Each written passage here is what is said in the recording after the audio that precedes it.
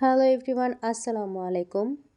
কয়েকদিন একটানা পরীক্ষা চলছিল, এজন্য কোনো ভিডিও করা হয়নি। কোচিংয়েও পরীক্ষা হচ্ছে, আবার চাকরির পরীক্ষাগুলো, বিশেষ করে কম্বাইন্ড ব্যাংকে যে ৩টা পরীক্ষাতে অ্যাপ্লাই করে রেখেছিলাম, ওই সবগুলো পরীক্ষাই হয়ে গিয়েছে।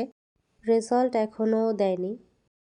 তো ২টা পরীক্ষারই কোয়েশ্চেন বাসায় আনতে দিয়েছিল, কিন্তু লাস্ট ক্যাশ অফিসারের যে পরীক্ষাটা হলো, এটাতে আবার ওরা কোয়েশ্চেন নিয়ে নিল, জানি না কেন।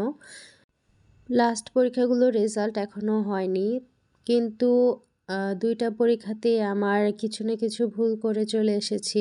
যেমন অফিসার জেনারেল পরীক্ষার সময় ম্যাথ করতে পারিনি, মানে টাইম দিতে পারিনি। এই জন্য ক্যাশ অফিসারে ম্যাথটাই আগে করতে গিয়েছিলাম। পরে এটা করতে গিয়ে বাংলা, ইংরেজি আর অন্য যে সাবজেক্টগুলো আছে ওইখানে বেশি টাইম দিতে পারিনি।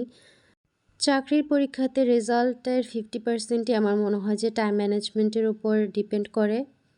তো আমি রিয়ালাইজ করলাম যে আসলে প্রথমে প্রশ্ন একবার দেখে পরেরগুলো দাগিয়ে আবার যে ফেরত এসে ওগুলো চেক করব, যেগুলো কনফিউশন ছিল।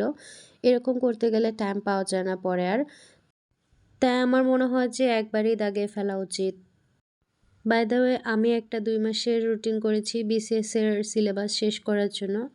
অনেস্টলি বললে আমার এখনও কয়েকটা সাবজেক্টের অনেক পড়া বাকি, বিশেষ করে জেনারেল নলেজের পার্টটা। বাংলাদেশ বিষয় বলি, আন্তর্জাতিক বিষয় বলি, দুইটাই। তো আমি চিন্তা করলাম যে এই ২টা মাস সময় কিভাবে কাজে লাগানো যায়। তো রুটিন অনুযায়ী আমি যেটা করতে চাচ্ছি সেটা হলো, আমার যে সাবজেক্টগুলো এখনও অনেক কিছু বাকি, ওইগুলা আমি ৫ দিন বা ১ সপ্তাহের মতো টাইম নিয়ে জাস্ট ওই সাবজেক্টগুলোই পড়ব। আমি এর আগে প্রতিদিন হচ্ছে গিয়ে ৬-৭টা সাবজেক্টও পড়তাম, মানে অল্প অল্প করে পড়েছি। বাট এরকম করতে গিয়ে আমার পড়া আর কি 60% এর মতোই শেষ হয়েছে, বাকি এখনও 40%। আমি চিন্তা করেছিলাম যে আমার সব পড়া শেষ হলে আমি রিভিশন দেওয়া শুরু করব, কিন্তু আমি তো এখনও একবারও পড়ে শেষ করতে পারিনি। তো ১ মাসের মধ্যে যদি আমার এই বাকি সিলেবাসটা কমপ্লিট হয়ে যায়, তাহলে আমি রিভিশন দিতে পারবো ইনশাল্লাহ। সকালে অনেকক্ষণ বাংলা সাহিত্য পড়েছি। দুপুরে আমাদের একটা রিলেটিভের বিয়ে ছিল, ওইখানে গিয়েছিলাম। তো আমি আমার জুয়েলারিগুলো দেখছিলাম, হঠাৎ দেখলাম যে একটা ব্রেসলেটে ডি লেখা। আমি এই ব্রেসলেটটা যখন কিনেছি তখন আমি আসলে এটা দেখিই নাই। তো এখন মানুষ হয়তো মনে করবে এটা কারো নামের ইনিশিয়াল, কিন্তু ব্যাপারটা আসলে এরকম না। যে কোনো প্রোগ্রামে গেলে আমি খুব তাড়াতাড়ি বাসায় ফিরে আসি, কারণ আমাদের আত্মীয়স্বজনের মধ্যে দেখা যায় যে আমার বয়সে তেমন কেউ নেই। যারা আছে হয়তো একদম ছোট, আর নয়তো একদমই বড়। যেহেতু বাইরে ছিলাম তাই বিকালে আর পড়া হয়নি। আর তারপর সন্ধ্যার দিকে আমি লাইভ এমসিকিউতে পরীক্ষা দিয়েছি। এইখানে প্রতিদিন বিভিন্ন রুটিনের ওপরে কয়েকটা পরীক্ষা হয়, প্রায় ৬-৭টার মতো তো হয়েই থাকে। আমি চেষ্টা করি প্রতিদিন এই পরীক্ষাগুলোতে অ্যাটেন্ড করার। আর আজকে যে পরীক্ষাটা দিলাম, এইটার রেজাল্ট আবার তারা কালকে ৯টার মধ্যে পাবলিশ করবে। তো ওইখানে ব্যাখ্যা দেওয়া থাকে উত্তরপত্রের সাথে। ওই ব্যাখ্যাগুলো পড়লে অনেক কাজে দেয় আসলে। তো যারা কোচিং করে না তাদের জন্য হচ্ছে গিয়ে লাইভ এমসিকিউ একটা বেস্ট অপশন হতে পারে নিজের প্রস্তুতিটা যাচাই করার জন্য। প্রথম সপ্তাহে আমি চিন্তা করেছি যে আন্তর্জাতিক বিষয়াবলীটা শেষ করব। এর পাশাপাশি আর ৩টা সাবজেক্ট আমি রেগুলার পড়ব। কারণ দেখা যায় যে বাংলা সাহিত্য, ইংরেজি সাহিত্য এগুলো যদি বারবার না পড়ি তাহলে মনে থাকে না। আর এখানে বিসিএসে অনেক মার্কস থাকে এই ২টা অংশে।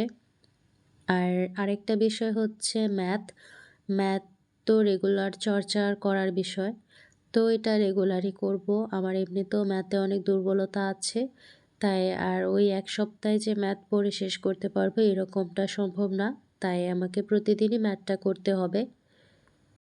এই ৪৭ প্রিলিটা পাস করা আমার জন্য অনেক জরুরি, কারণ এটা অলরেডি আমার সেকেন্ড অ্যাটেম্প্ট। যদিও আমি ৪৬-এর সময় কিছুই পড়িনি, মানে আমার পড়াটা আমি শুরুই করেছি লাস্ট ইয়ারের নভেম্বরের পর থেকে। কিন্তু আমি যদি ৪৭টা কোনোভাবে মিস করে যাই তাহলে দেখা যায় যে আরও ১ বছরের জন্য পিছিয়ে যাব, যেটা আমি চাচ্ছি না। আর তাছাড়া আমি যদি কোনো পরীক্ষায় পাশ করতে না পারি আর এইখানে যদি আবার ভিডিও আপলোড করি তাহলে মানুষ তখন বলবে যে আমার নিজেরই তো হয় না। আপনারাই বা কেন আমাকে ফলো করবেন? আমি আপনাদেরকে কেন মোটিভেট করছি? আসলে এই ভিডিওটা আমার একদমই শখের বশে করা। আমি জানি না আপনারা কিভাবে দেখেন। তো ওইদিন একটা আপু আমার ভিডিওতে কমেন্ট করেছে, আমি যেখানে বলেছিলাম যে এই মাস্টার বইটা অনেক বড়। টুনিয়া বলতেছে যে এই বড় বই পড়তে মন চায় না, আবার আসছে ক্যাডার হবে। আমাদের আসলে মানুষকে এভাবে কখনোই বলা উচিত না, মানে কাউকে ডিসকারেজ করা উচিত না। কারণ আমাদের হাতে যেটা আছে সেটা হচ্ছে আমরা পরিশ্রম করতে পারি।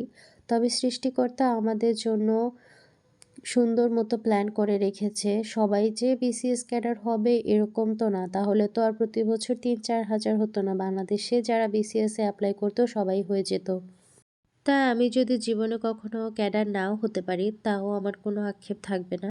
তো কে কি বলল এসব একদমই মাথায় নেওয়া দরকার নেই। আমাদের উচিত নিজের মতো করে প্রিপারেশন চালিয়ে যাওয়া আর বাকিটা সৃষ্টিকর্তার হাতে ছেড়ে দেওয়া। তিনি যা ভালো মনে করেন সেটাই করবেন।